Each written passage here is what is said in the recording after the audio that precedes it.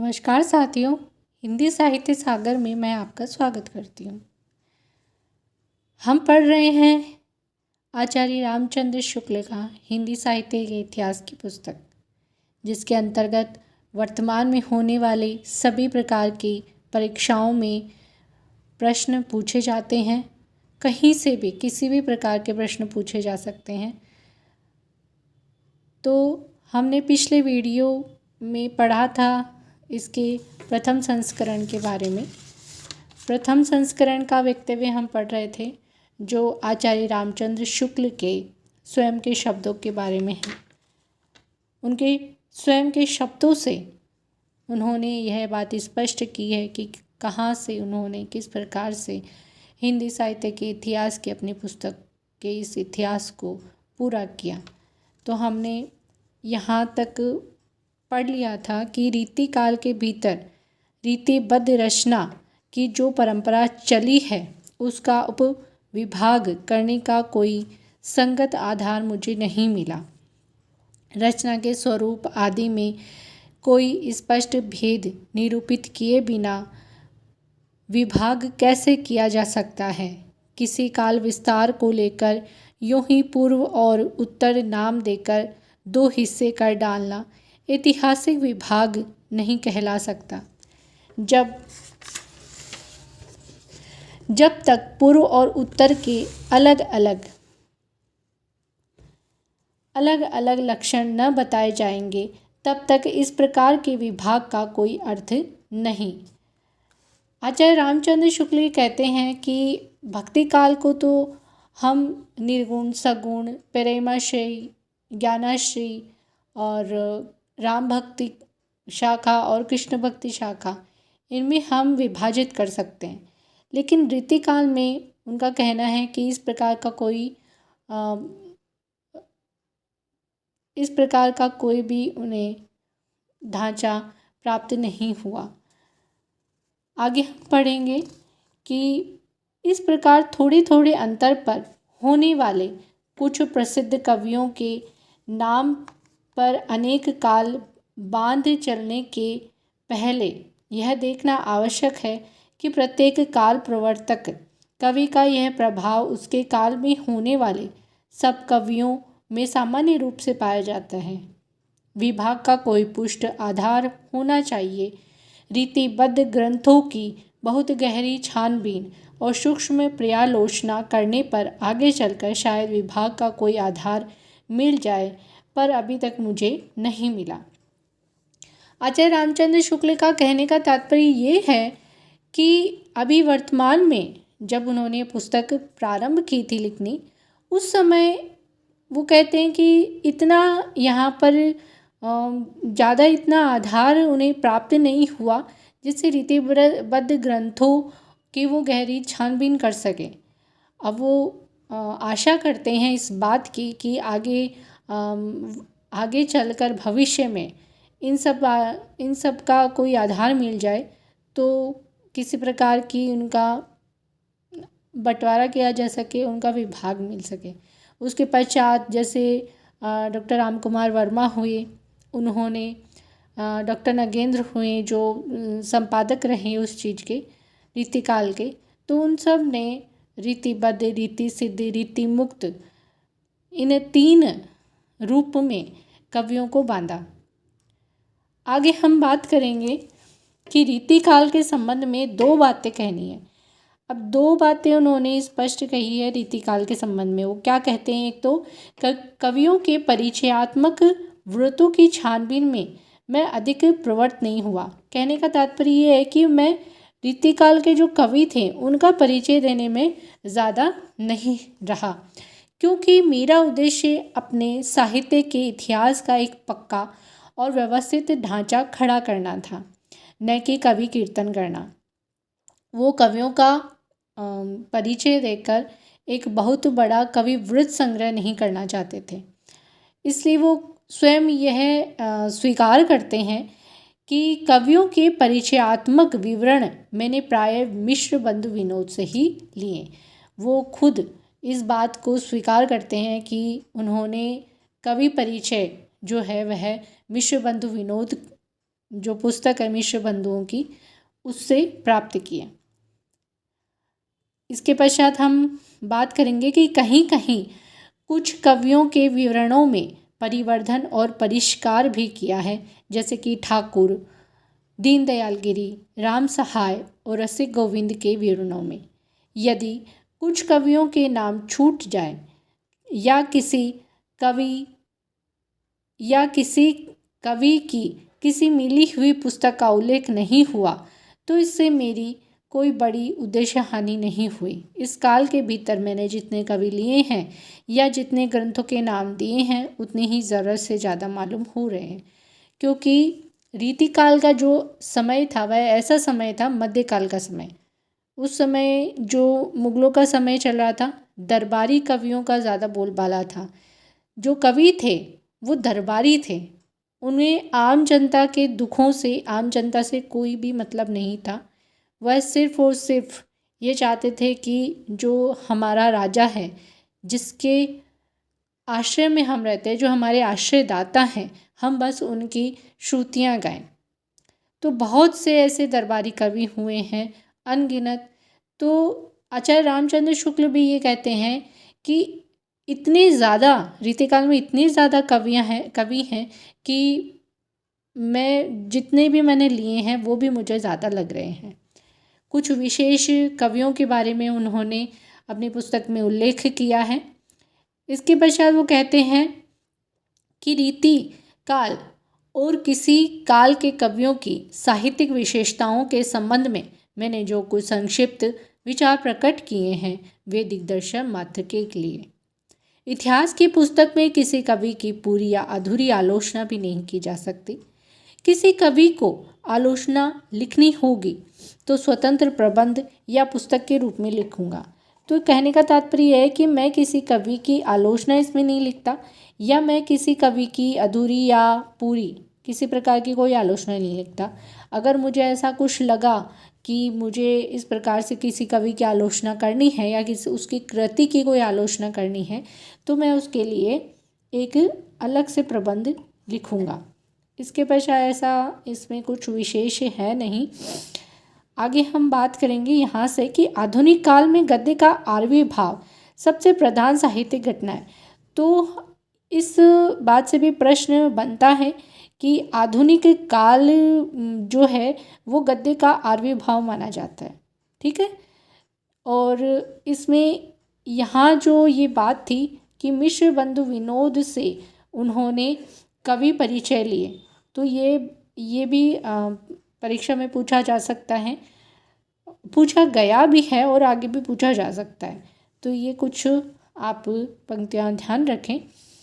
इसके पश्चात हम बात करेंगे कि जो आधुनिक काल है इसे उन्होंने गद्य का आविर्भाव कहा है, इसलिए उसके प्रसार का वर्णन विशेष विस्तार के साथ करना पड़ा है। इस थोड़े से काल के बीच हमारे साहित्य के भीतर जितनी ये अनेक रूपता का विकास हुआ है उतनी अनेक रूपता का विधान कभी नहीं हुआ था। पहले मेरा विचार आधुनिक काल को द्वितीय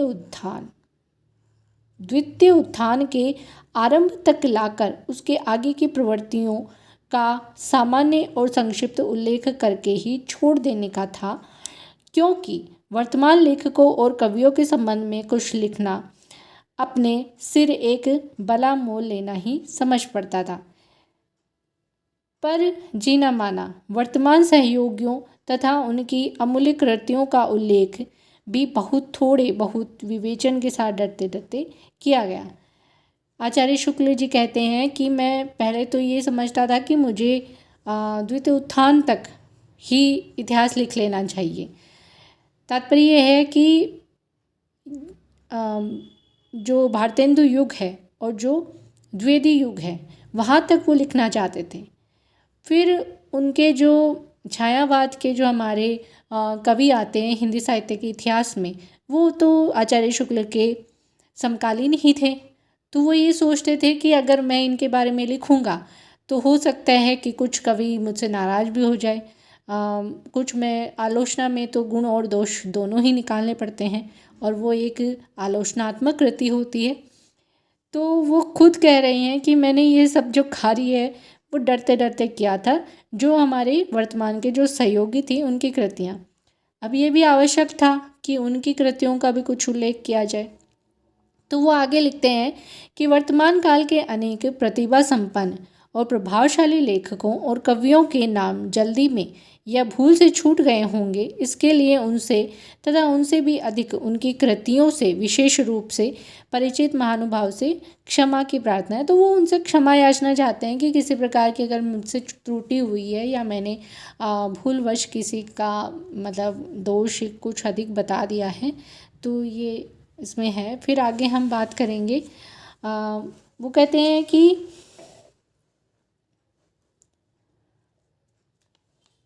वह भी इससे पूरा नहीं प्राप्त हो सका। आगे चलो। कवियों तथा लेखकों के नामों लेख के संबंध में एक बात का निवेदन और है। इस पुस्तक का उद्देश्य संग्रह नहीं था।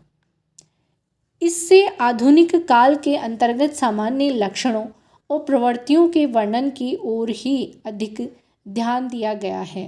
अगले संस्करण में इस काल का प्रसार कुछ और अधिक हो सकता है। इसमें तो कुछ खास नहीं है। आगे का जो परिचय है इसमें हम जैसे ये स्वयं कहते हैं कि आचार्य रामचंद्र शुक्ल की कहने की आवश्यकता नहीं कि हिंदी साहित्य का जो इतिहास है वो हिंदी शब्द सागर की भूमिका के रूप में हिंदी साहित्य का विकास के नाम से 1929 के जनवरी महीने में निकल चुका। आचार्य रामचंद्र शुक्ल का जो हिंदी साहित्य का इतिहास है सर्वप्रथम हिंदी शब्द सागर की भूमिका के रूप में प्रकाशित हुआ और उसका जो शीर्षक था वह हिंदी साहित्य का विकास। इसके बारे में काफ़ी बार प्रश्न आ चुके हैं परीक्षाओं में, तो आप इस बात का ध्यान रखें। फिर इनका जो हिंदी साहित्य का इतिहास जो हिंदी साहित्य के विकास के नाम से प्रकाशित हुआ वह कब प्रकाशित हुआ? सन 1929 के जनवरी महीने में। इस अलग पुस्तकाकार संस्करण में बहुत सी बातें बढ़ाई गई हैं, विशेषतः आदि और अंत में। आदिकाल के भीतर अपभ्रंश की रचनाएं भी ले ली गई हैं, क्योंकि वे सदा से भाषा काव्य के अंतर्गत ही मानी जाती रही हैं।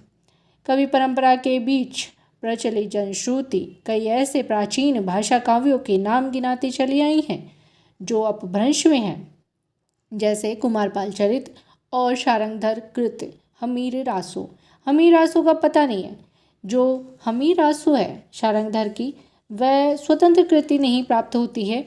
वह कहते हैं कि जो प्राकृत पिंगल सूत्र नाम से जो एक पुस्तक है उसमें हमीर के युद्धों के वर्णन और बहुत सी जैसे उनकी ओजस्वी गद्य और छंदों के उदाहरण मिलते हैं। तो वो कहते हैं कि मुझे इसका पूर्ण निश्चय हो गया इससे कि यह पद्य शारंगधर के प्रसिद्ध हमीर रासो के ही हैं। तो इसका जो शारंगधर की जो हमीर रासो है वह प्राकृत पिंगल सूत्र, इसमें इसका उल्लेख मिलता है। इसके पश्चात हम बात करेंगे कि आधुनिक काल के अंत में वर्तमान काल की कुछ विशेष प्रवृत्तियों के वर्णन को थोड़ा और पल्लवित इसलिए करना पड़ा, जिसमें उन प्रवृत्तियों के मूल का ठीक पता केवल हिंदी पढ़ने वालों को भी हो जाए और वे धोखे में न रहकर स्वतंत्र विचार में समर्थ हों। मिश्रबंधुओं के प्रकांड कवि वृत्त संग्रह मिश्रबंधु विनोद का उल्लेख हो चुका है। रीतिकाल के कवियों के परिचय में लिखने में मैंने प्राय उक्त ग्रंथ से ही विवरण लिए हैं।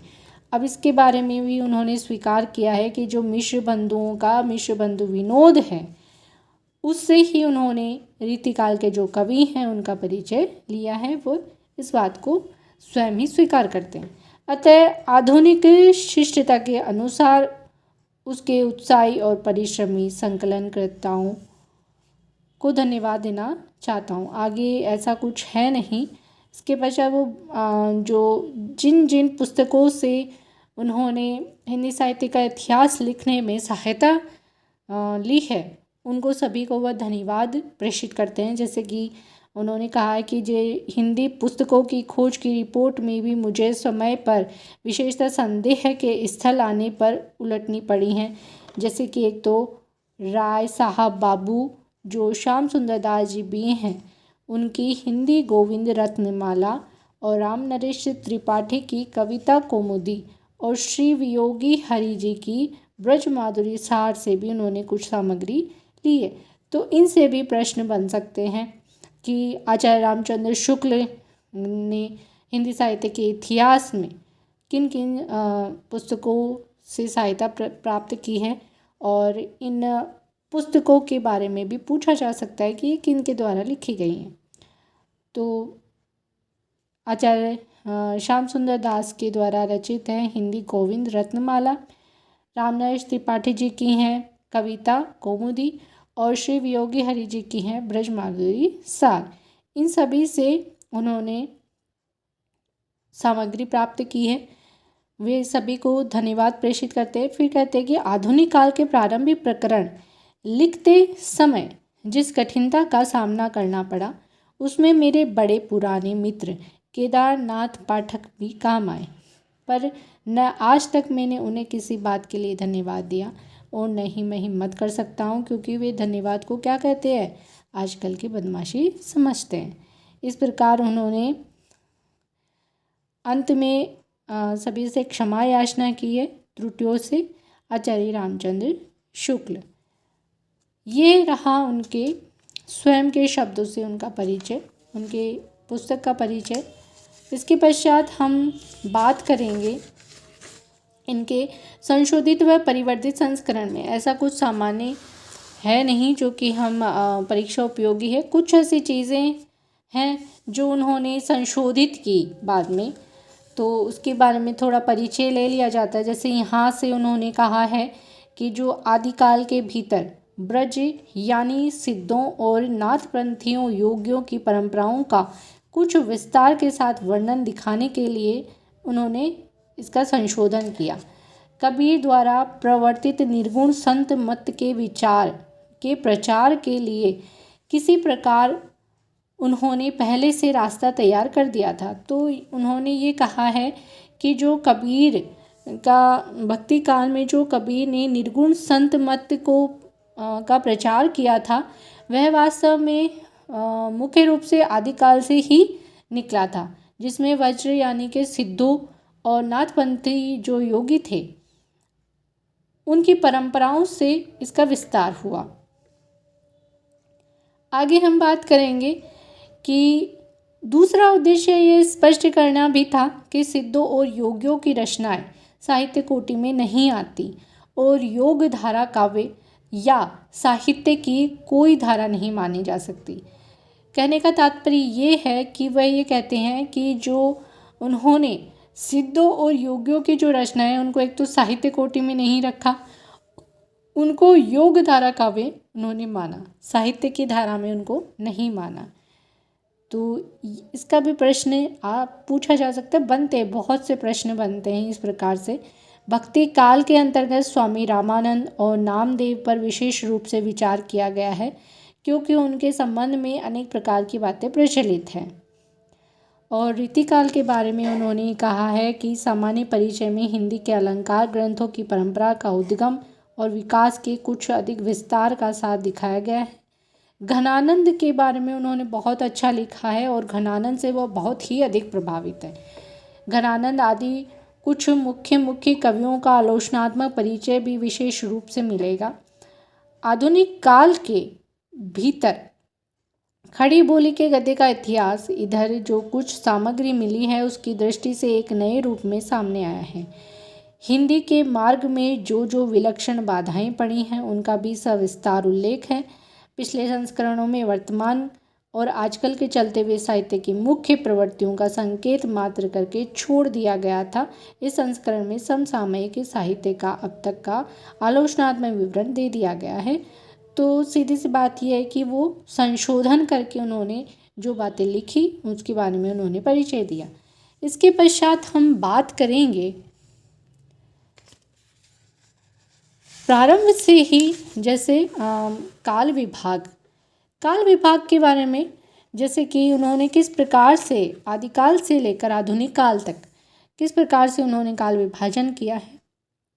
इसमें उन्होंने अपने हिंदी साहित्य के इतिहास की पुस्तक में प्रकरण के रूप में उनको रखा है। जैसे कि आदिकाल जो है वह प्रथम प्रकरण में प्रकरण 1 में सामान्य परिचय आता है और प्रकरण 2 में अपभ्रंश काव्य काव्य के अंतर्गत आएंगे, जिसमें जो सिद्धों का साहित्य है, नाथों का साहित्य है, इन सब के बारे में और परिचय दिया गया है। विद्यापति के जो अपभ्रंश की रचनाएं हैं उनके बारे में। और जो प्रकरण 3 है उसमें वीरगाथा काल नाम देकर उन्होंने देश भाषा काव्य इसको नाम दिया। तो इनसे भी प्रश्न बनते हैं कि कौन से प्रकरण में क्या रखा गया है, किसके बारे में बात की गई है। तो आगे हम जब पढ़ेंगे, विस्तार से इसका अध्ययन करेंगे, तो हमें इस बात का अंदाज़ा हो जाएगा कि कौन सा जो विषय है वह किस प्रकरण में रखा गया है। कुछ खास विशेष नहीं है इसमें। वीरगाथा जो काल है उसमें जो वीर काव्य हैं उन सब के बारे में, जो रासो शब्द की उत्पत्ति किस प्रकार से हुई और महत्वपूर्ण जो ग्रंथ हैं उनके बारे में परिचय दिया गया है। इसके पश्चात जो फुटकल रचनाएं हैं जो कि लोक भाषा के रूप में पद्य की हैं, खुसरो की है, विद्यापति की है, उनके बारे में। फिर पूर्व मध्यकाल है जिसमें भक्ति काल आ जाएगा और उत्तर मध्यकाल जो है उसमें रीति काल आएगा। तो पूर्व मध्यकाल का है जो भक्ति काल, उसमें प्रथम प्रकरण में सामान्य परिचय दिया गया है, किस प्रकार से जो भक्ति का प्रभाव होता है, हिंदू मुस्लिम जो सामान्य भक्ति मार्ग हैं उनका विकास किस प्रकार से हुआ, नामदेव का भक्ति मार्ग किस प्रकार का है और कबीर का निर्गुण पंथ है और जो सूफ़ी काव्य हैं निर्गुण पंथ है, सगुण पंथ है, इन सब के बारे में बात की गई है। इसके पश्चात जो प्रकरण 2 हैं उसमें निर्गुण धारा जिसमें ज्ञानाश्रय शाखा है और प्रकरण 3 में निर्गुण मार्ग प्रेम मार्गी या सूफी शाखा, प्रकरण 4 में सगुण धारा जिसमें राम भक्ति शाखा है और प्रकरण 5 जो है इसमें सगुण धारा कृष्ण भक्ति शाखा के बारे में इसका उल्लेख मिलता है। प्रकरण 6 में भक्ति काल को फुटकल रचनाएं और फिर उसके बाद में उत्तर मध्य काल में उन्होंने रीतिकाल के बारे में बताया है। प्रकरण 1 में रीतिकाल का परिचय, प्रकरण 2 में रीतिकाल रीति ग्रंथकार और प्रकरण 3 में रीतिकाल के अन्य जो कवि हैं उनके बारे में, जो श्रृंगारी कवि हैं, रीति सिद्ध और बद्ध और मुक्त, ये तो उन्होंने नहीं किए हैं। उन्होंने स्वयं ही इसके बारे में कहा है कि रीतिकाल को उन्होंने ज़्यादा विस्तार नहीं दिया है। तो साथियों, नेक्स्ट वीडियो में हम आधुनिक काल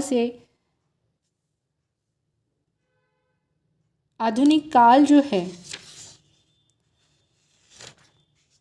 इसके बारे में, इसमें देखिए ध्यान दीजिए, प्रकरण 1 गद्य का विकास, तो जो आधुनिक युग है वहाँ से वो गद्य का विकास मानते हैं आचार्य रामचंद्र शुक्ल। इसमें ब्रज भाषा की जो कुछ रचनाएं हैं उनके बारे में बताया गया है, खड़ी बोली के गद्य के बारे में बताया गया है और फिर प्रकरण 2 में गद्य साहित्य का आर्वी भाव और आधुनिक गद्य साहित्य परंपरा का प्रवर्तन जो कि प्रकरण 3 में आता है, जिसमें प्रथम उत्थान में आचार्य भारतेंदु हरिश्चंद्र के बारे में और उनकी जो मंडली थी, भारतेंदु मंडली जो थी, उसके जो कवि इसमें आते हैं जैसे कि पंडित प्रताप नारायण मिश्र, बालकृष्ण भट्ट, बद्रीनारायण चौधरी, लाला श्रीनिवास दास ठाकुर, जगमोहन सिंह, बाबू तोताराम, इस प्रकार सभी कवियों का उन्होंने परिचय दिया है। फिर है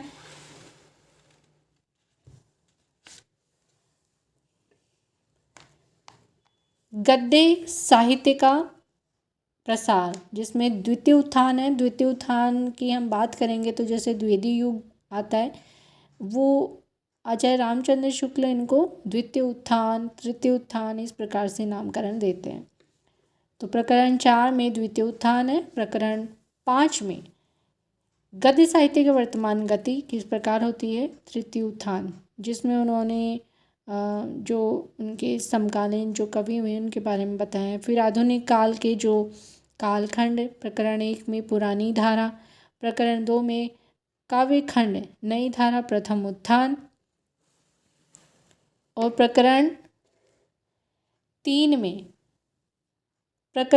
में काव्यखंड नई धारा द्वितीय उत्थान, और प्रकरण 4 में काव्यखंड नई धारा तृतीय उत्थान। वर्तमान काव्य धाराओं का इसमें सामान्य परिचय दिया गया। तो इस प्रकार से हम हमारे काल विभाग के साथ और उनका जो प्रकरण पढ़ते हुए आगे हम आदिकाल को प्रारंभ करेंगे प्रकरण 1 के साथ, सामान्य परिचय के साथ। तो कल हम इसके बारे में विस्तार से अध्ययन करेंगे। तो मेरा ये प्रयास आपको किस प्रकार लगा, कैसा लगा, तो आप कृपया करके इसको लाइक करें, सब्सक्राइब करें, शेयर करें। धन्यवाद।